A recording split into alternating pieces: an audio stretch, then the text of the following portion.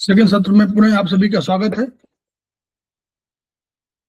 हमारे बीच में अनिल शर्मा मैडम उपस्थित हैं, जिनका स्वागत है, सीनियर थेरेपिस्ट हैं।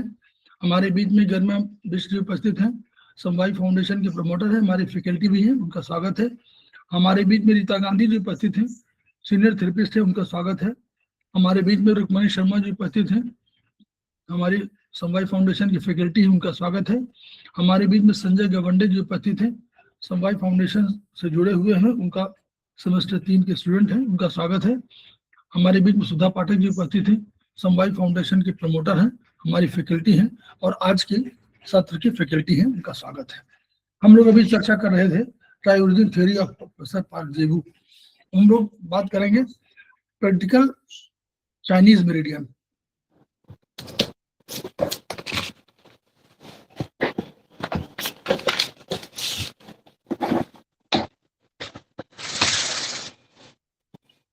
सुधा पाठक जी के साथ हम लोग शेयर कर रहे हैं।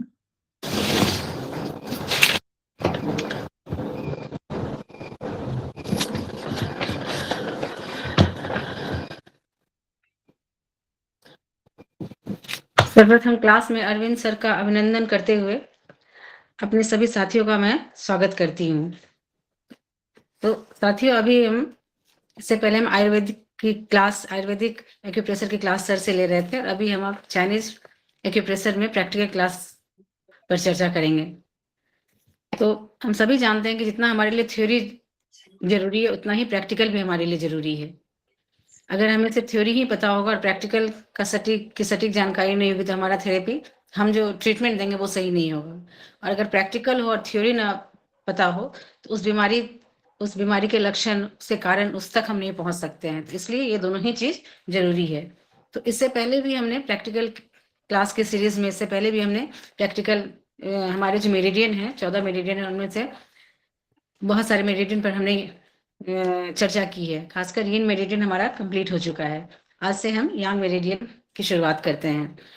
तो हम सभी जानते हैं कि यांग मेरिडियन, जितने भी हमारे पास जितने भी ये हैं एलिमेंट ऑर्गन से रिलेटेड हैं, वो सारे 14 मेरिडियन हैं, जिसमें 2 हैं हमारे कंट्रोलर मेरिडियन, सीवी मेरिडियन और जीवी मेरिडियन। तो इससे पहले जब यिन मेरिडियन की मैंने चर्चा की थी तो उसमें सिर्फ हमने कंट्रोलर मेरिडियन सीवी की बात की थी। लेकिन आज से जो यांग मेरिडियन की जो शुरुआत हम कर रहे हैं, उसमें हमारा यांग मेरिडियन कमोबेश स्टार्ट तो होता है यांग साइड से, लेकिन वह उसके कुछ ना कुछ पार्ट यिन साइड में भी आ जाते हैं, जिसकी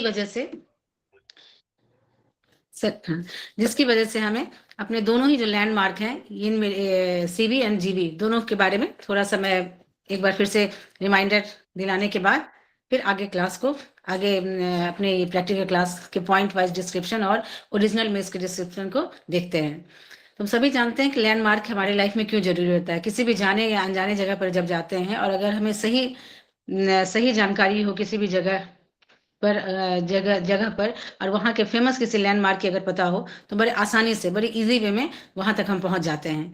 तो ठीक इसी तरह से हमारे प्रैक्टिकल क्लास में भी ये जो हमने 2 वेसल्स के बारे में कहा, गवर्निंग वेसल्स और कंसेप्शनल वेसल्स, ये हमारे प्रैक्टिकल के पॉइंट ऑफ व्यू से एक लैंडमार्क की तरह हमें यूज आते हैं, जिसमें कि हमें सब जरूरत इसलिए होती है कि वैसे तो हम पॉइंट वाइज हमारे फिंगर में जितने भी हमारे मेरिडियन जा रहे हैं, पाथवे हैं उनके फिंगर में, तो हमें बड़े लैंडमार्क के लिए हमें बहुत आसानी से हमारे पास जो 3 जॉइंट है, इसको हम आधार बना करके हम पॉइंट का लोकेशन देख लेंगे। लेकिन जब पाम साइड में या डोर्सल साइड में बात आती है तब वहाँ मुश्किल हो जाती है। तो ऐसे में हम इस मुश्किल से निकलने के लिए ही हम अपने लैंडमार्क का यूज करते हैं। तो इसमें हम देखते हैं कि जैसे कि हम सभी जानते हैं कि सीवी और जीवी मेरिडियन यूनिलेटरल है, हमारे शरीर के बीचों बीच है। और अगर इस दोनों को हम देखें तो ये बिल्कुल पूरी तरह से हमारे बॉडी में एक सर्कल का निर्माण करती है, जिसमें कि जीवी गवर्निंग वेसल्स मेरिडियन ऐसा है जो पहला एकमात्र ऐसा मेरिडियन है जो हमारे नीचे से ऊपर की तरफ जाता है। यांग मेरिडियन होते हुए भी वह नीचे से ऊपर की ओर जाता है। अदरवाइज जितने भी यांग मेरिडियन है सभी ऊपर से नीचे की तरफ उसका मूवमेंट होता है। तो इस तरह से हम ये देखते हैं जीवी और सीवी के बारे में। अगर मैं देखूं तो जीवी मेरिडियन सभी हमारे सभी 12 मेरिडियन में गवर्निंग मेरिडियन है। और अगर इसके प्रैक्टिकल के लिए बात कहूँ तो जीबी और सीबी को लैंडमार्क जैसे कि बताया उसके रूप में हम यूज करते हैं। और इसकी ही शुरुआत, यही एक यांग मेरिडियन है जिसकी शुरुआत नीचे से ऊपर की तरफ होती है, हमारे शरीर के बीचों बीच डोर्सल साइड्स में होती है, जो कि हमारे दोनों जेनाइटल ऑर्गन के बीच या पेरिनियम के बीच से स्टार्ट होकर, जीबी की बात करूं, पीछे साइड से स्टार्ट होकर स्पाइन को कवर करते हुए, स्पाइन के साथ साथ स्पाइन को कवर करते हुए मिडिल से होते हुए हमारे सर के बीचों बीच आती है, जहां पर कि थ्रू आउट यह ऑक्सीपिट और थ्रू आउट जीबी 16, जिसके कि जीबी 16 जीबी 20 इस सब के बारे में हम आगे पॉइंट वाइज डिस्क्रिप्शन इससे पहले के क्लास में हम देख चुके थे। तो इस तरह से होते हुए जीबी 20 से होते हुए फिर वह आगे की साइड में हमारे फोरहेड से नीचे होते हुए आगे की साइड में आती है, और हमारे नोज से नीचे होते हुए अपर लिप्स पर आकर इसका पॉइंट एंड होता है। एंड तो वैसे हमारे माउथ के अंदर होता है, इसके 2 लास्ट पॉइंट हमारे माउथ के अंदर होते हैं, लेकिन अगर पॉइंट वाइज इसको हम ट्रीटमेंट में लेते हैं तब इसका लास्ट पॉइंट हमारे अपर लिप्स के ऊपर तक ही आता है। और ठीक ये तो हमारा हुआ यांग मेरिडियन, जीबी मेरिडियन, जो पीछे से आ रहा है स्पाइन के सीधे सीधे। लेकिन अगर और इसी तरह अगर हम सीबी मेरिडियन की चर्चा के बारे में जानना चाहें तो यह भी यूनिलेटरल है, हमारे शरीर के बीचों बीच पाया जाता है, वेसल्स है, जो कि यीन साइड से आगे आती है। इसमें हम सभी जानते हैं कुल 24 पॉइंट्स हैं। शरीर के बीचों बीच गोनाइड्स रीजन से ऊपर होते हुए ऊपर की ओर बढ़ती है। इसका अधिकतर इसका जो ये आता है, यूज होता है हमारे गोनाइड्स वाले प्रॉब्लम के लिए होता है, इसीलिए इसको कंसेप्शनल मेरिडियन भी इसका दूसरा नाम है, कंसेप्शनल वेसल्स मेरिडियन भी कहते हैं।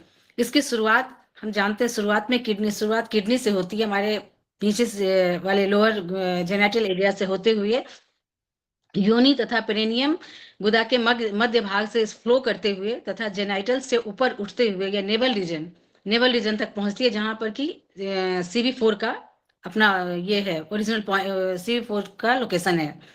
जैसा कि इससे पहले भी बताया कि ये यूनिलेटरल होता है, स्ट्रेट लाइन में बढ़ते हुए ये हमारे गले से ऊपर आते हुए, लेरिंग्स के ऊपर से आते हुए हमारे लोअर लिप्स के पास आकर के, या लोअर लिप्स के नीचे में आकर के इसका एंड होता है। तो इस तरह से जब हम सीबी और जीबी मेरिडियन को देखते हैं तो ये एक तरह से सर्किल के रूप में हमारे यिन और यांग साइड में यूनिलेटरली इसका पाथवे है।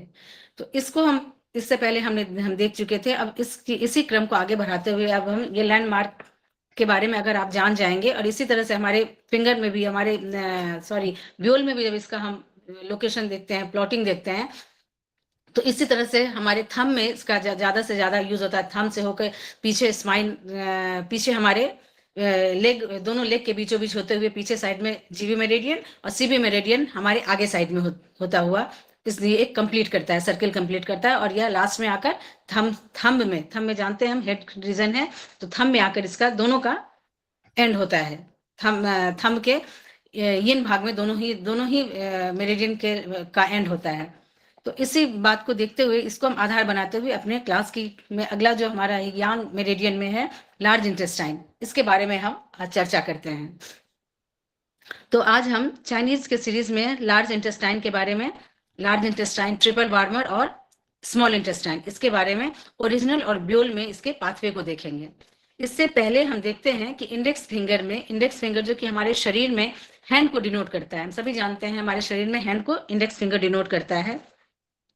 तो इसमें हम देखते हैं कि ओरिजिनल में जब इंडेक्स फिंगर में हम देखते हैं कि लार्ज इंटेस्टाइन की शुरुआत भी हमारे ओरिजिनल में भी अगर होती है तो इंडेक्स फिंगर से होती है। उसके बाद ट्रिपल वार्मर की शुरुआत होती है रिंग फिंगर में, और स्मॉल फिंगर की शुरुआत होती है, ओरिजिनल की बात कर रही हूँ, स्मॉल फिंगर में। तो इसी तरह से यह यांग साइड में भी जब इंडेक्स फिंगर में इसके ब्यूल की बात करते हैं तो ठीक इसी तरह से इसका प्लॉटिंग और लोकेशन इसी तरह से होता है।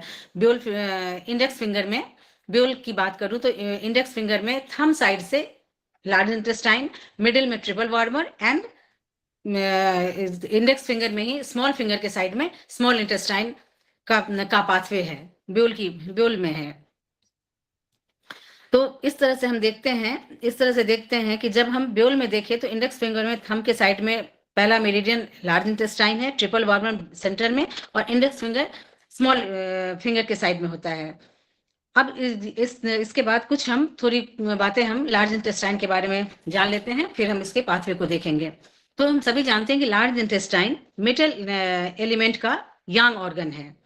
यह ओरिजिनल में भी इंडेक्स फिंगर में ही टुवार्ड्स थंब में नेल के नीचे से स्टार्ट होता है तथा पूरे हैंड तथा आर्म में रेडियस साइड को कवर करता हुआ स्कैपुला के पास से आगे बढ़ते हुए, स्कैपुला हमारे पीछे साइड से आते हुए स्कैपुला के पास से आगे बढ़ते हुए जॉ को कवर करते हुए आकर, जैसा कि हम सभी जानते हैं कि हमारे नोज के टिप पर आकर, नोज के जो स्टार्टिंग है उस जगह पर खत्म होता है, और जिस साइड का हमारा LI20 मतलब लार्ज इंटेस्टाइन का लास्ट नंबर है वह दोनों ऑपोजिट साइड में होता है, नोज के दोनों ऑपोजिट साइड में होता है।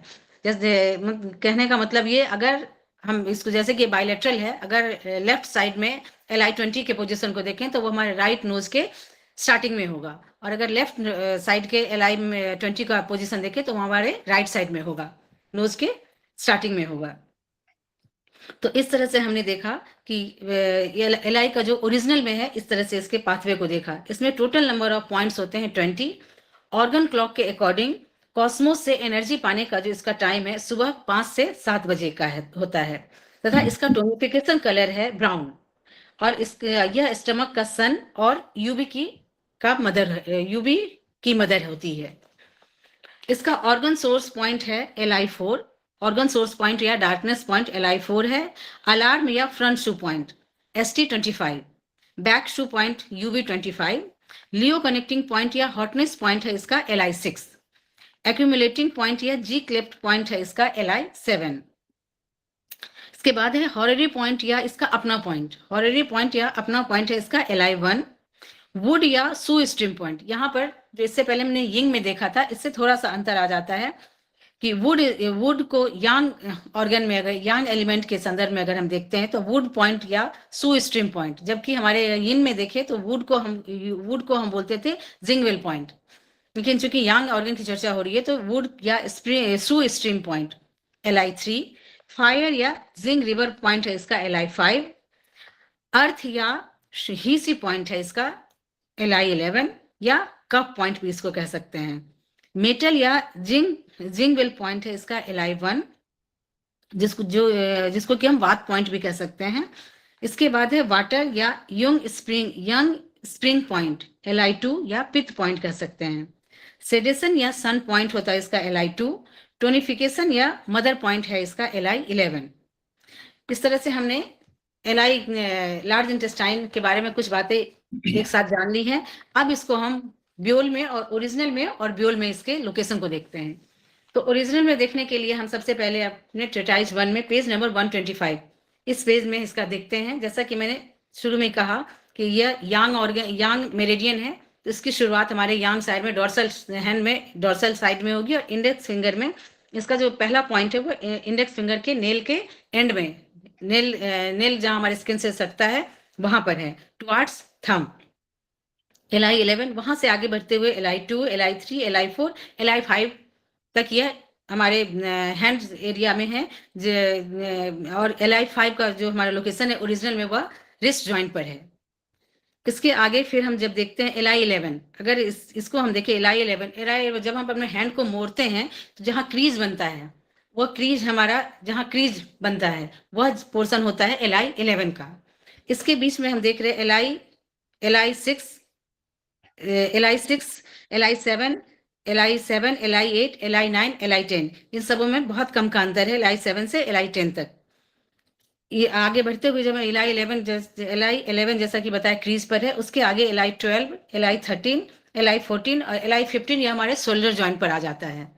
शोल्डर जॉइंट पर आने के बाद जैसा कि हमने बताया कि फिर यह आगे की तरफ यांग ऑर्गन में जितने भी पॉइंट हैं वह थोड़ा बहुत यह यिंग साइड में जरूर इसका स्टार्टिंग या एंड यिंग पोर्शन में जरूर होता है। तो LI15 या शोल्डर जॉइंट में आने के बाद LI16 है, क्लेविकल बोन के पास है। उसके बाद फिर ये आगे बढ़ते हुए, जैसा कि यांग ऑर्गन है तो उसे पीछे होना चाहिए, लेकिन यह आगे बढ़ते हुए LI16 के बाद LI17 में ये हमारे नेक रीजन में आगे की तरफ आता है LI17। उसके बाद LI18, फिर LI19 जैसा कि हम जानते हैं हमारे लोअर लिप के पास होता है, हमारे अपर लिप्स, नोज और अपर लिप्स के बीच में होता है LI19। और फिर LI20 जो इसका लास्ट पॉइंट है वह दोनों साइड क्रॉस करके एक दूसरे के ऑपोजिट में, लेफ्ट और राइट साइड एक दूसरे के ऑपोजिट में जाकर LI20 नोज की जहां स्टार्टिंग होती है उस जगह पर LI20 का लोकेशन है। तो इसने आसानी से हमने ये ओरिजिनल में इसका लोकेशन देख लिया। अब इसको अगर हम ब्यूल में देखना चाहे तो ब्यूल में इसका लोकेशन में देखते हैं। तो यांग ऑर्गन है, जैसा कि बताया कि इंडेक्स फिंगर में इसका ओरिजिनल में स्टार्टिंग है और ब्यूल में भी इसके स्टार्टिंग LI1 के स्टार्टिंग है। इंडेक्स फिंगर में नेल के जस्ट सामने, अगर 3 पार्ट में इंडेक्स फिंगर को हम ये करें, 3 पार्ट में 3 लाइन खींचे तो इंडेक्स फिंगर में टुवार्ड्स थंब सबसे पहला स्टार्टिंग होगा LI1 जस्ट नेल के जस्ट सामने, नेल के कॉर्नर, जहां नेल का एंड है कॉर्नर में है। LI1 और LI2 के बीच में एक मैग्नेट की दूरी है, एक मैग्नेट से कम की दूरी है, हाफ मैग्नेट की दूरी है। LI1, LI2, LI3, LI4 इन सबों में हाफ मैग्नेट की दूरी है। और LI5 जैसा कि हमने देखा था रिस्ट जॉइंट पर आ रहा है, तो इसी तरह से हम ये इसमें भी देखते हैं रिस्ट जॉइंट हमारा यहाँ वात जॉइंट जो सबसे ऊपर वाला जॉइंट है उसको डिनोट करता है। तो यहाँ LI5 का जो लोकेशन है ब्यूल में वह हमारे वात जॉइंट LI मेरिडियन में वात जॉइंट पर है LI5। फिर उससे जस्ट एक मैग्नेट ऊपर LI6, एक मैग्नेट ऊपर LI7, LI8, 7 और 8 के बीच में हाफ मैग्नेट की दूरी, और LI8, 9 और 10 इन सबों के बीच में बिल्कुल सटा हुआ मैग्नेट रहेगा, कोई भी इसमें कोई डिस्टेंस नहीं है। हाफ मैग्नेट से भी बहुत कम, एक दूसरे से सटा हुआ अगर हम तीनों अप्लाई करते हैं, कभी ये जरूरत होती है तीनों अप्लाई करते हैं तो 8, 9 और 10 बिल्कुल सटा हुआ हमारे टेप में आएगा, बिल्कुल सटा हुआ ही हम अप्लाई करेंगे। इसके बाद LI11 जैसा कि हमने देखा था कि हमारे रिस्ट जॉइंट और ये हमारे एंकल जॉइंट में है, तो वैसे ही यहाँ पर भी हम देख रहे हैं कि ये हमारे पित्त जॉइंट पर LI11 का लोकेशन हमारे पित्त जॉइंट पर है। फिर उससे हाफ मैग्नेट ऊपर LI12, LI13 हाफ मैग्नेट ऊपर LI13 है। इसके बाद LI13 हमारे ऊपर हाथ के ऊपर फिंगर के ऊपर आने लगा, ऊपर की तरफ आगे की तरफ बढ़ रहा है। फिर इसके बाद जब हम LI13 और LI14 जैसा कि हमने ओरिजिनल में देखा था कि हमारा LI14 और LI13 और LI14 के बीच में डिस्टेंस है, तो इसमें भी हम देख रहे हैं कि LI13 और LI14 अगर एक सीधी लाइन अगर हम खींचते हैं तो अगर हम एक सीधी लाइन खींचते हैं तो LI13 और LI14 के बीच में 2 मैग्नेट की दूरी है, 2 मैग्नेट की दूरी पर LI14, फिर एक मैग्नेट की दूरी पर LI15 और LI16, फिर 2 मैग्नेट की दूरी पर LI15 और LI16 के बीच में हमें 2 मैग्नेट का डिस्टेंस मिल रहा है। फिर जैसा कि अभी हमने देखा था कि LI16 हमारे स्कैपुलर रीजन के पास है, उसके बाद फिर यह आगे की तरफ यिन साइड में आ जाती है, तो यह यिन साइड में आने का मतलब हमारे नेक वाले रीजन में आती है। तो यहाँ तक तो हमने देखा इंडेक्स फिंगर पर आई है, LI16 तक का पॉइंट का लोकेशन हमारे इंडेक्स फिंगर में आगे बढ़ते आ रही है, लेकिन इसके बाद जब ये हेड रीजन में जाती है आगे यिन साइड में हेड रीजन में आ जाती है, तो तो ब्यूल में भी इसका जब हम लोकेशन देखेंगे कि हमारे यिन रीजन में थंब में आ जाती है, क्योंकि हमारा थंब हेड को डिनोट करता है। तो ठीक जब जहां पर LI16 खत्म हो रहा है, LI16 का लोकेशन है, उसके जस्ट आगे हम देखते हैं कि थंब साइड में यिन साइड में थंब में यिन साइड में जब हम देखते हैं कि हमारा जो ये है थंब का सबसे लास्ट जॉइंट है, पहला जॉइंट है कफ जॉइंट है, उससे कफ जॉइंट से हाफ मैग्नेट ऊपर हमारा LI17 है, जैसा कि हम इस चार्ट में देख रहे हैं। LI17 का जो लोकेशन है हमारे थंब में कफ जॉइंट से हाफ मैग्नेट ऊपर है, और LI17 और LI18 के बीच में एक मैग्नेट की दूरी है। LI16 और LI17 में एक मैग्नेट की दूरी है। फिर अभी हमने देखा था कि LI18 के बाद LI19 जो कि हमारे अपर लिप्स के पास इसका लोकेशन है। तो अगर उसको हम ओरिजिनल से भी देखते हैं तो अपर लिप्स का लोकेशन जानने के लिए अगर अपने थंब में इस उभार को अगर हम नोज मानते हैं तो हमारे नोज के नीचे अपर लिप्स का लोकेशन आएगा। इस उभार को नोज मानते हैं हमारे ये में एक्यूप्रेशर में, ये थंब में ये उभार नोज है अगर डिनोट करता है तो उसके जस्ट नीचे हमारा अपर लिप्स का लोकेशन आएगा। तो यहाँ हम देख रहे हैं कि LI19 अगर आप देख पा रहे हो तो LI19 का लोकेशन जस्ट LI20 अगर नोज का कॉर्नर हम समझते हैं, नोज का स्टार्टिंग अगर हम समझ रहे हैं तो LI19 का लोकेशन और LI20 में हाफ मैग्नेट से भी कम का डिस्टेंस है। तो अगर हम LI18 और LI19 को अगर हम देखते हैं तो इसमें थोड़ा सा कंफ्यूजन जरूर है, थोड़ा सा इसमें ध्यान देने की जरूरत होगी कि LI18 हमने देखा है कि हमारे जॉ को हमारे ओरिजिनल में जब हमने देखा है LI18 हमारे नेक साइड में यांग ऑर्गन से होते हुए नेक्स्ट साइड में जहाँ LI17 बिल्कुल क्लेविकल बोन के पास है, उससे हाफ मैग्नेट ऊपर LI18 है। तो ऐसे ही हमने देखा है 17-18 के बीच में कोई दूरी नहीं है, लेकिन क्लेविकल बोन के हमारे नेक के रीजन से आगे बढ़ते हुए 18 और 19 में दूरी है। तो ऐसे में हम LI18 और LI19 में हमें ब्यूल में भी डिस्टेंस दिख रहा है, और LI19 के लोकेशन को ओरिजिनल सही ढंग से ये लोकेशन को लोकेट करने के लिए हम फिर अपने, जैसा कि नोज वाला रीजन मैंने बताया, उसको हम आधार मान सकते हैं, इसको लैंडमार्क की तरह हम कर सकते हैं। LI19 या GB26, जैसा कि लैंडमार्क की मैंने चर्चा की थी, GB26 के जस्ट सामने, GB26 के जस्ट सामने है। फिर इसके बाद जैसे हम चर्चा करेंगे हमारे एसटी मेरिडियन, तो वो सब तो हम बाद में चर्चा करेंगे, लेकिन अगर लैंडमार्क से इसको कंपेयर करें तो हमारा लैंडमार्क है LI18 के लिए, LI19 के लिए लैंडमार्क हम GB26 और GB27 को मान सकते हैं, आधार मान सकते हैं, और इन दोनों के बीच में हम LI19 का लोकेशन हम लोकेट कर सकते हैं। और LI19 और LI20 के बीच में हाफ मैग्नेट से भी कम की दूरी है, ऊपर हमारे थंब के ऊपर एरिया में आएगा LI19 के बाद LI20। तो इस तरह से हमने देखा कि ओरिजिनल और ब्यूल में हमने लार्ज इंटेस्टाइन के एक एक पॉइंट का पाथवे और उसके लोकेशन को बड़ी आसानी से, अगर थोड़ा भी ध्यान देंगे तो बहुत ही आसानी के साथ इसको हम समझ सकते हैं। तो इसमें किसी को अगर कुछ पूछना हो या सर आपको कुछ इसमें बताना हो तो। नहीं, बताइए, और कोई बताइए, कोई एनी क्वेरी? तो ठीक है सर, तो जहां तक देख, मुझे लगता है सिर्फ एक हाँ, LI, बस देखिए, चार्ट आपके पास ये रखिए जरूर, और चार्ट हम्म, आप उसको जो है, अगर कोई भी आपको ब्यूअल चार्ट मिले तो मार्केट से बहुत से मिल सकते हैं, तो वो ब्यूअल चार्ट ले लीजिए आप लोग, या आपके पास मिल सकता है, उसको बड़ी उसमें करा दीजिए, बड़े चार्ट में, उसका मतलब क्या बोलते हैं उसको, जो स्पेसिफिकेशन डबल ट्रिपल करा दीजिए। हेमंत जी आपने कराया हुआ है?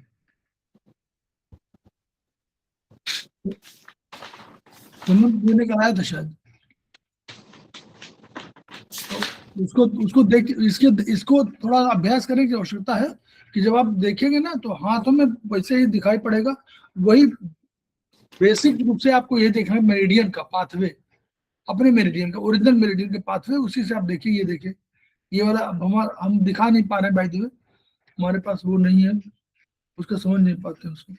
ये देखिए, ये वाली है, हम तो दिखा रहे हैं, बिल्कुल नीचे से जा रही है, जब कफ वाले जॉइंट से, तो वहां बस नीचे से ऊपर जा रही है और अंदर की तरफ है, अंदर की तरफ जाते हुए, और तब आप देखिए LI17, LI18, 19, ये 20 बगल में है, ये वाला, वही नोज वाला को आधार मानना पड़ेगा। बस इसमें LI के जितने भी पॉइंट्स हैं उसमें सबसे ज्यादा अगर ध्यान देने की जरूरत है, वैसे तो सभी एक सीधी लाइन में जा रही है LI16 तक, तो थोड़ा सा ध्यान देने की जरूरत है। तो LI17, LI18, हाँ, LI17 कफ जॉइंट से जस्ट ऊपर, उससे हाफ मैग्नेट 18, उसके बाद 19 मेन इसमें ध्यान देना होगा हमें, LI19। तो उसके लिए हमने आधार माना लैंडमार्क GB26 और GB27 के, हाँ, GB26, 27 दोनों हाँ, को। GB26-27 के बीच में हम लोकेशन इसको बड़ी आसानी से इसको लोकेट कर सकते हैं। LI20 हमारे नोज रीजन में बहुत ही आसानी से मिल जाएगा। तो इसमें बहुत ज़्यादा एफर्ट की जरूरत नहीं है, अगर हमें ओरिजिनल में इसका पाथवे पता होगा तो बहुत आसानी से हम LI मेरिडियन के सारे पॉइंट को हम अप्लाई कर सकते हैं। इसके बाद हमारा अगला पॉइंट अगला मेरिडियन आता है यांग मेरिडियन में ही आता है, यांग में ट्रिपल वार्मर। तो हम सभी जानते हैं कि ट्रिपल वार्मर हमारे बॉडी के टेम्परेचर को कंट्रोल करता है। इसके तीनों वार्मर जितने भी हमारे तीनों बॉडी के 3 पार्ट के टेम्परेचर को बैलेंस करता है, उनको मैनेज करने में हमारी मदद करता है। तो इस तरह से इसको ये देखने से पहले, ट्रिपल वार्मर को देखने से पहले मैंने ये देखा कि इसके जितने भी पॉइंट हैं ट्रिपल वार्मर के 90% पॉइंट हैं हमारे वात रोगियों के लिए, उनके उनके इलाज में बहुत ही मदद आता है। गॉल ब्लेडर और ट्रिपल वार्मर, ये दोनों के जितने भी पॉइंट हैं वह वात रोगी, आप अगर डिस्क्रिप्शन देखेंगे एक एक पॉइंट का, तो ये वात रोग में इसका बहुत ही यूज आता है। तो हम ऑब्वियसली इसका यूज इसलिए भी आता है कि ये टेम्परेचर को मेंटेन करता है, हमारे बॉडी के टेम्परेचर को मेंटेन करता है। तो इस तरह से हम ये जानने के बाद ये एक इम्पोर्टेंट जानकारी थी जो कि मुझे भी पढ़ने के बाद ही पता चला कि ट्रिपल वार्मर के जितने भी पॉइंट आते हैं अधिकतर यूज उनका और सारे बीमारी में होता है, लेकिन एक कॉमन है वात की बीमारी जितनी भी होती है उसमें बहुत ही इनका यूज होता है। हम सभी जानते हैं कि यह फायर एलिमेंट का यांग ऑर्गन है और इसका यिन ऑर्गन पेरिकार्डियम है। इसके बारे में हम सभी जानते ही हैं। हाथ में इसका ओरिजिनल अगर पाथवे की बात करूं तो यह स्टार्ट होता है रिंग फिंगर में टुवर्ड्स स्मॉल फिंगर के साइड में या अल्नर साइड में इसकी स्टार्टिंग होती है, नेल के एंड से होती है। फिर यह पूरे आर्म को कवर करता हुआ बीचों बीच में चलता है। हमारे ओरिजिनल में अगर इसका पाथवे देखें तो आर्म को ये रिंग फिंगर में स्टार्ट होते हुए रिस्ट के पास आते हुए या आर्म के बीचों बीच से इसका स्टार्ट होता है, आगे बढ़ता है तथा पीछे गर्दन के ऊपर या स्केपुला रीजन में आगे बढ़ते हुए ईयर को कवर करता है। यह ईयर का पूरा एक तरह से ईयर को कवर करता है, सर्किल बनाता है, कवर करते हुए आई और आईब्रो के लास्ट में इसका आई और आईब्रो के बीच में आकर इसका एंड होता है। इसका एंड पॉइंट है आई और आईब्रो के बीच में। और इसके बाद इसमें टोटल नंबर ऑफ पॉइंट्स हैं 23।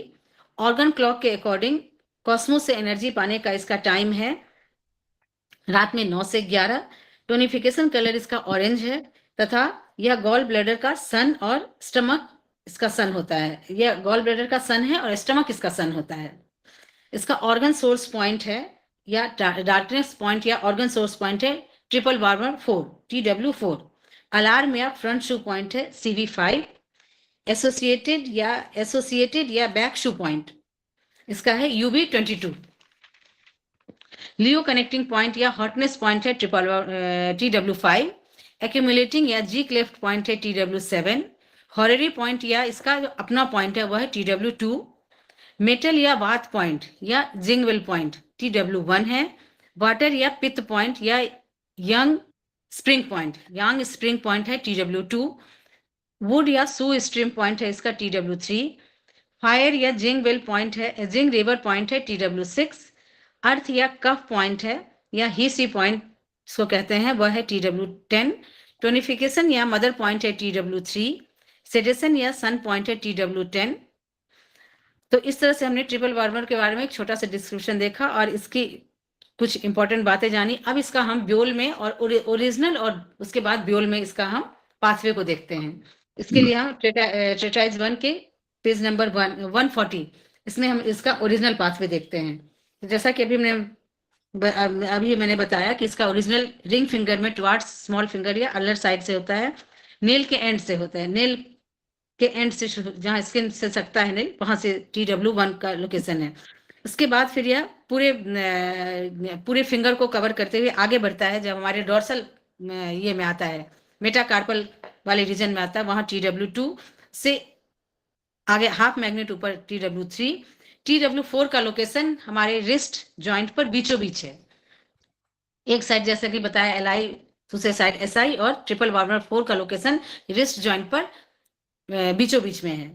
फिर उसके आगे एक मैग्नेट की अगर दूरी रखे तो 2 मैग्नेट की दूरी पर ट्रिपल वार्मर 5। फिर ट्रिपल वार्मर 6 उससे हाफ मैग्नेट के ऊपर पर है TW6। TW7 के लोकेशन के लिए ये अपना पाथवे को हॉरिजेंटली हल्का सा एक कोण आगे की तरफ स्मॉल फिंगर की तरफ ये इसका पाथवे जाता है। फिर वहां से वह फिर अपने सीधे पाथवे में हल्का सा TW7 की तरफ जाने के बाद फिर से ये ओरिजिनल पाथवे में चला जाता है TW8 की तरफ। फिर TW8 TW9 इनके बीच में 2 कोण की दूरी है। फिर TW10 हमारे रिस्ट जॉइंट में ये पीछे की तरफ आ रहा है। TW10 रिस्ट हमारे एंकल नहीं सॉरी सर ये इसका मैं नाम बार बार भूल जाते हैं। कोनी वाला ना, elbow joint, thank you. Elbow joint पर है TW10। फिर वहां से आगे बढ़ते हुए जैसा कि हम देख रहे हैं इसका ओरिजिनल पाथवे TW10 के बाद TW11 12 13 14 पीछे साइड में बिल्कुल एक स्ट्रेट लाइन में यह हमारे शोल्डर जॉइंट के ऊपर तक आता है TW14 और यहीं पर हमने देखा था कि LI का 60 नंबर इसी एरिया में आकर LI का 60 नंबर भी इसी रीजन में आता है। उसके बाद फिर ये आगे बढ़ते हुए देखते हैं कि Li14 के बाद जैसा कि मैंने बताया कि कमोबेश सारा यांग ऑर्गन वह आगे की तरफ आता ही है, ये इन साइड में जरूर आता है। वहां से होते हुए यह TW16 हमारे ईयर लोब के पास पीछे साइड में, ईयर लोब के जस्ट पीछे साइड की अगर बात करेंगे वहां पर ग्रूव के पास आकर TW16 का लोकेशन है।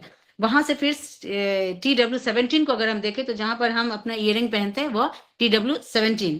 फिर उसके बाद ये जैसे कि बताया कान को पूरा ईयर को कवर करता है। TW18, TW19, TW20 बिल्कुल हमारे ईयर के बीचों बीच होता है। ये TW20 के ये हमारे यांग साइड में ही इसको कंसीडर करेंगे TW20 का लोकेशन। फिर उसके बाद ये TW21, TW22 एंड TW23 ये इन साइड में आ जाता है। तो 22 से आगे हमारे आगे की ईयर में आगे की तरफ 21, 22 और लास्ट पॉइंट है इसका आईब्रो और आईज के कॉर्नर में, इन दोनों के सेंटर में कॉर्नर में आईब्रो एंड आई के सेंटर में कॉर्नर में इसका लास्ट पॉइंट है TW23।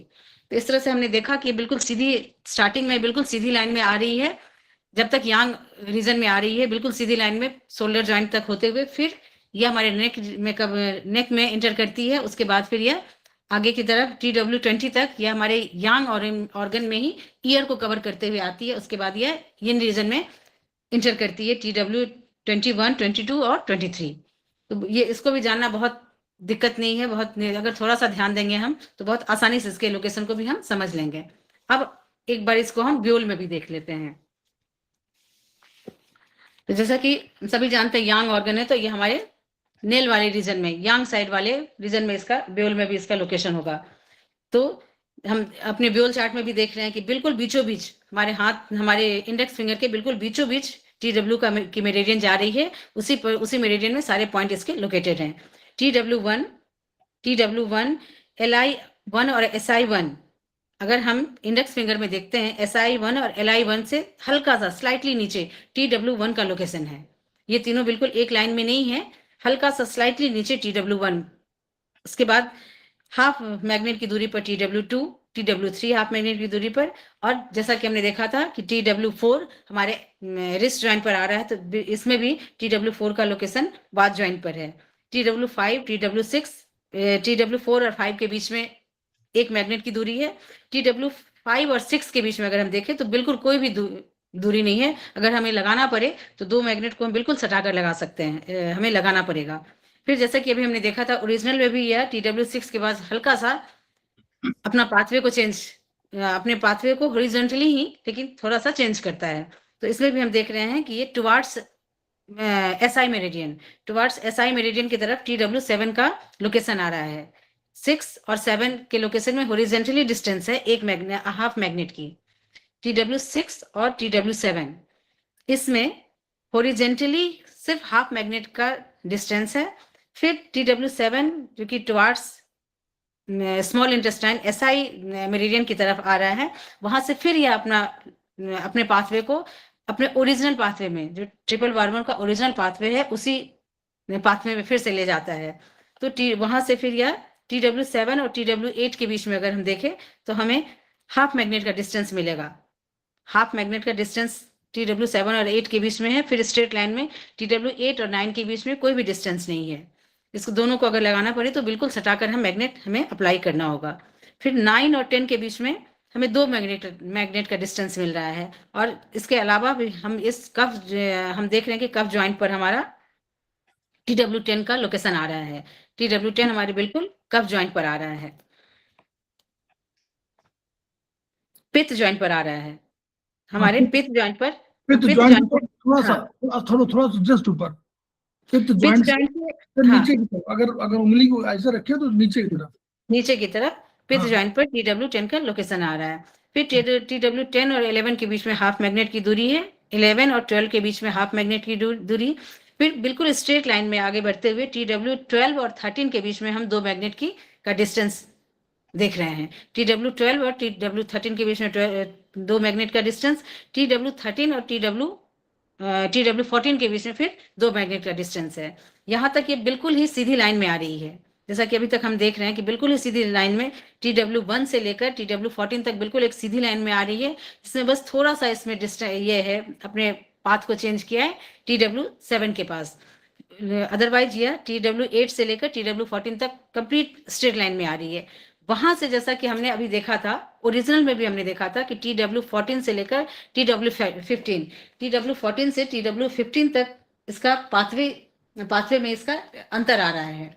वह शोल्डर जॉइंट के बाद फिर यह आगे की तरफ नेक वाले रीजन में जाती है। TW14 के बाद 15 में यह नेक वाले रीजन में आती है। तो यहाँ पर भी हम देख रहे हैं कि TW14 और TW15 के बीच में 4 मैग्नेट का डिस्टेंस है और थोड़ा सा स्लांट है, क्योंकि ये नेक के रीजन में यहाँ से होते हुए आर्म से होते हुए नेक के रीजन में इंटर कर रही है, तो स्लाइटली स्लांट जा रही है और इसमें 4 मैग्नेट का डिस्टेंस है।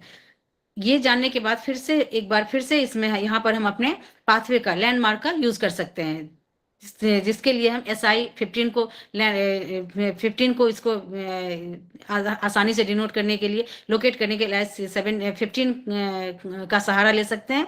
अदरवाइज अपने अगर लैंडमार्क की बात करें तो GB14, आप सभी देख रहे होंगे कि हमारे ब्योल चार्ट में GB14 हमारे थंब के जो फर्स्ट ज्वाइंट है, थंब का कफ ज्वाइंट का है या फर्स्ट ज्वाइंट, बिल्कुल उसके बीचों बीच आ रहा है। GB14 का लोकेशन हमारे कफ ज्वाइंट में, थंब में यांग साइड में कफ ज्वाइंट के बिल्कुल बीचों बीच, थोड़ा भी डिस्टेंस नहीं है, बिल्कुल बीचों बीच GB14 का लोकेशन हमें मिल रहा है। तो वहां से हम अगर 2 मैग्नेट की दूरी रखते हैं GB14 से, अगर हम GB14 का लोकेशन अगर हमें यहाँ आ रहा है, तो अगर इसको इंडेक्स फिंगर के पास GB14 का अगर लोकेशन हम यहाँ रखते हैं, तो ट्रिपल पावर 15 को लोकेट करने के लिए हम यहाँ अगर रखते हैं तो और 15 इंडेक्स फिंगर के में जहां तक हमने ये स्लांट किया था, इंडेक्स फिंगर में अगर हमें अगर TW14 अगर इस पोर्शन तक हमारे पास अगर आ रहा है, और यहाँ से फिर हम इसको स्लाइटली अगर स्लांटली इधर ले जाएंगे, हाँ अगर हम इधर ले जाते हैं, थंब के साइड में ले जा रहे हैं, तो वहां पर ट्रिपल पावर 15 आ रहा है। और GB14 का गवर्निंग वेसल 14 का लोकेशन, जैसा कि मैंने बताया, कफ ज्वाइंट के बिल्कुल मिडिल में है।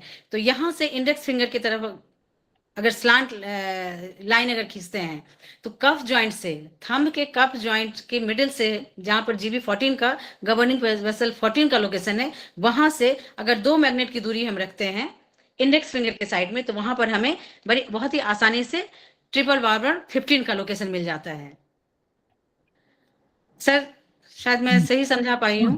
ठीक है, क्योंकि मुझे उल्टा होने की वजह से कंफ्यूजन हो रहा है। तो एक बार फिर से बताना चाहूंगी कि ट्रिपल गवर्निंग वेसल 14 का लोकेशन हमारे थंब के कफ ज्वाइंट के बीचों बीच है, इसमें कोई कंफ्यूजन नहीं है। कर दिया, देखो। हाँ, थंब के बिल्कुल, हाँ ठीक है सर, थंब के बीचों बीच आ रहा है गवर्निंग वेसल 14, और अगर ट्रिपल वार्मर की बात करें तो वो हमारे इंडेक्स फिंगर से आगे की तरफ जा रहा है, ट्रिपल वार्मर 15 स्लांट लाइन में जा रहा है, जहां तक 14 बिल्कुल स्ट्रेट लाइन में है। उसी लेवल पर GB14 के लेवल पर अगर आप आगे बढ़ेंगे तो आपको दो मैग्नेट लगाने पड़े, बस 2 मैग्नेट की दूरी पर ट्रिपल वार्मर 15 का लोकेशन हमें मिल जा रहा है। इसके बाद जैसा कि हमने देखा था, ट्रिपल वार्मर 16 ओरिजिनल में आगे के नेक के एरिया में ऊपर बढ़ रहा है।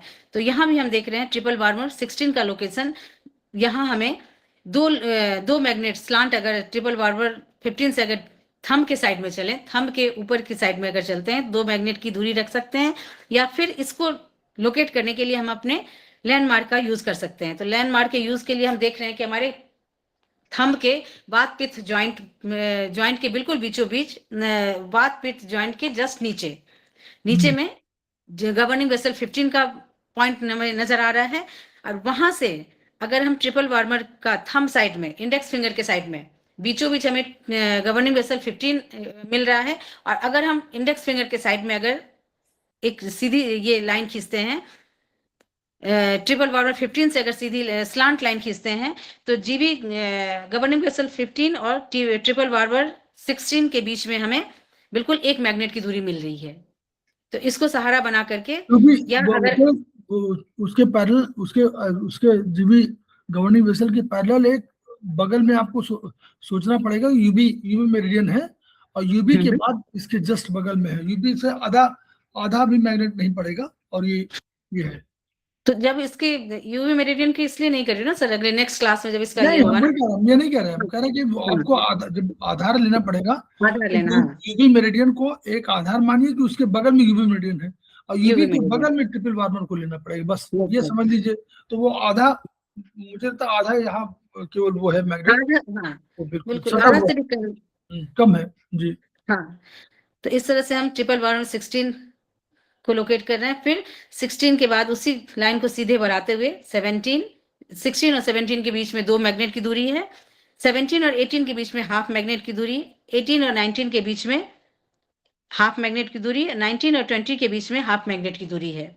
यहाँ तक जो हमने देखा था कि ये हमारे ईयर वाले रीजन को कवर कर रहा है। ईयर वाले रीजन को पूरा राउंड शेप में यह कवर कर रहा है। ट्रिपल वार्मर 20 हमारे ईयर के बिल्कुल ऊपर वाले पोजीशन में आ रहा है, ट्रिपल वार्मर 20। उसके बाद जैसा कि हमने चर्चा की थी कि फिर यह यिन रीजन में इंटर करता है। तो इसके लिए इसके आगे 3 पॉइंट को हमने देखा भी था कि TW 21, 22 और 23 यिन रीजन में है। तो इसके लिए हम फिर अपने यिन रीजन वाले थंब के यिन रीजन वाले पोर्शन में आते हैं। तो बड़ी आसानी से हम देख रहे हैं कि यह TW 21 हमें हमारे या तो अगर इसमें लगे सीबी मेरिडियन नहीं, सीबी मेरिडियन तो ऊपर ही खत्म हो जाता है। जीबी मेरिडियन की हेल्प से अगर हम देखते हैं जीबी 25 से अगर दो मैग्नेट की दूरी पर जीबी 25 अगर हम यहाँ लेते हैं, जीबी 25 हमारे जीबी 25 अपर लिप्स के पास खत्म होता है आकर के, तो उससे 2 मैग्नेट की अगर दूरी रखते हैं और टुवार्ड्स इंडेक्स फिंगर, थंब में ही टुवार्ड्स इंडेक्स फिंगर अगर हम लेते हैं 2 मैग्नेट की दूरी पर, तो बिल्कुल सामने सामने जीबी ट्रिपल वार्मर 21 का लोकेशन हमें मिल जाता है। और ट्रिपल वार्मर 21 से बिल्कुल सटा हुआ ट्रिपल वार्मर 22, उसके बाद फिर ट्रिपल वार्मर 23 का लोकेशन, जैसा कि अभी हमने चर्चा भी की थी ओरिजिनल में, आईब्रो और आई के सेंटर में है। तो इस तरह से या तो हम ऐसे इसको देख सकते हैं कि आई वाले करस्पॉन्डेंस पर इसको हम लगा दें, या इसके लिए गवर्निंग वेसल ये गॉल ब्लेडर 1 के जस्ट सामने जब सब हम सारे का सारा पॉइंट देखते हैं तो गॉल ब्लेडर 1 का लोकेशन है, या फिर इसका यूवी 1 का लोकेशन है, यूवी 2 के जस्ट सामने हाफ मैग्नेट की दूरी पर, यूवी 2 के जस्ट सामने हाफ मैग्नेट की दूरी पर टुवार्ड्स इंडेक्स फिंगर हम अगर लोकेट करते हैं तो हमें TW 23 का लोकेशन बहुत ही आसानी से मिल जाता है। तो इस तरह से हमने देखा ट्रिपल वार्मर के भी ओरिजिनल और ब्यूल में भी सारे एक एक पॉइंट के लोकेशन को हमने देखा की चर्चा की है। तो इस तरह से ट्रिपल वार्मर मेरिडियन भी खत्म होता है। इसमें किसी को कुछ पूछना है?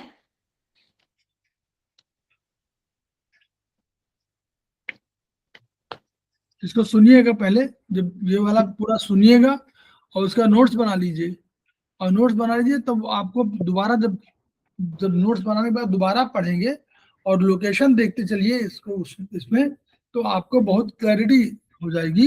ये वही जो सारे पॉइंट्स यहाँ वाले एक बार थोड़ा सा थंब वाले दोनों, जो थंब के पीछे और यांग साइड इन साइड दोनों को जरूर देखिए, उससे आपको काफी मिले, क्योंकि यहाँ बहुत पॉइंट मिलेंगे आपको, बहुत ही पॉइंट, अधिक पॉइंट है यहाँ पर, ये सारा आपको लगेगा कि चक्र बना हुआ है थंब, इसीलिए थंब बहुत इंपॉर्टेंट भी है सर। इसलिए ट्रिपल वार्मर इतना बात के लिए इतना यूजफुल है ना, इसलिए हम कहा भी जाता है ना हमारे ये में कि हमें थंब का मसाज करना चाहिए, या जितना भी मतलब इस जगह पर हम लोकेशन लोकेट कर सकते हैं, बड़ी आसानी से मेथी पट्टी लगा सकते हैं, जिससे कि बात के रोगियों को बहुत ही आसानी से होता है। गवर्निंग वेसल्स भी है, गॉल ब्लेडर भी और ट्रिपल वार्मर, ये सारे थंब वाले लोकेशन में यिन साइड और यांग साइड दोनों ही साइड में है।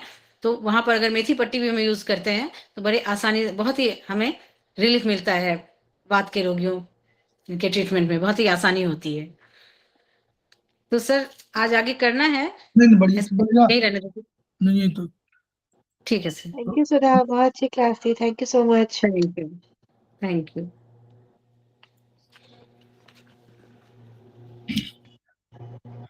तो हम लोग अभी जो है धीरे धीरे बढ़ रहे हैं, और चाइनीज में भी हम लोगों ने दोनों मेरिडियंस को, आप लोग अगर नोट्स बनाते चलेंगे तो आप लोगों को आसानी अधिक हो जाएगी। तो लोकेशन के लिए देखिए, एक बार कंसेप्ट क्लियर हो जाएगा कि आपका लगभग कहाँ ढूंढना है। अगर ओरिजिनल से आप देखेंगे तो ओरिजिनल में आपको ये पता करना पड़ेगा कि होगा कहाँ, बस ये समझ ध्यान में रहेगा। तो पॉइंट, क्योंकि लोकेशन छोटा, इतना अंगूठा छोटा होता है और कितना जगह वहां पे कई पॉइंट है, तो इसलिए बहुत पॉइंट में प्रॉब्लम नहीं होगी आपको। कोई भी पॉइंट लगाएंगे आप, अगर बीएम जहां बहुत आधा का वो होगा वहां BM1 लगाइए। जहां कहीं आपको लगता हो कि जगह बहुत कम हुआ तो BM1 लगाइए, कि BM2 के जो डायमीटर होता है वो लगभग 3 से 5 mm होता है, और हमारा जो पॉइंट है वो, हमारे जो एक्यू पॉइंट है वो हमारा 1 से 3 mm के बीच में है। तो इसलिए बहुत ऐसा नहीं कि वो छिप जाएगा, तो यानी उसको कवर कर लेगा। तो अगर BM2 लगा रहे हैं तो आप उस पॉइंट पर भी आप जब यूज करते हैं, बगल में जैसे कहा ना कि बिल्कुल सटा हुआ, तो उस सटा हुआ जब बोल रहे हैं तो आप समझ लीजिए कि आप BM1 लगा सकते हैं। BM2 अधिक स्पेस घेरता है, तो वो और पूरा कर लेगा उस पॉइंट, मतलब कवर कर लेगा। तो ऐसा डरिएगा नहीं कि ये कवर नहीं हो रहा है, कवर होगा। बस थोड़ा सा आपको लोकेशन मालूम हो कि नोज हमारे यहाँ है, तो हमारा वो पॉइंट ओरिजिनल में कहाँ है। तो अगर आपको लग रहा है कि वो आंख के आसपास है, तो नेचुरली आपको नोज के ऊपर जाना पड़ेगा थोड़ा सा, और अब तो आपको देखना पड़ेगा जगह यहाँ पर है, तो नोज के बगल में आप ऐसे ऐसे भी लगा सकते हैं, इस आधार पर भी लगा सकते हैं बिना उसके। जैसे आपने देखा कि आंख की एक साइड में है, यहीं पर आता है ना 23, तो आप आंख जहां पर आपने नोज बनाया है उसके ऊपर आंख होगा, तो आंख की तरफ आपका जहां पर आप लोकेशन दे रहे हैं वहां पे लगा देंगे, तो वो पॉइंट इतना कम होगा, BM1 भी लगा देंगे तो भी कवर करेगा उस पॉइंट को। इसलिए बहुत डरने की जरूरत नहीं है। तो हम लोग खेमका सर को याद करेंगे, उनकी एनर्जी को याद करेंगे, और कोशिश करेंगे कि अपने ज्ञान को बाहर ट्रांसफर करें, सो दैट उनका सपना पूरा हो। Each one reach one, each one treat one, each one teach one. इन्हीं शब्दों के साथ हम लोग आज इस वीडियो को समाप्त करते हैं। कल से हम लोग जो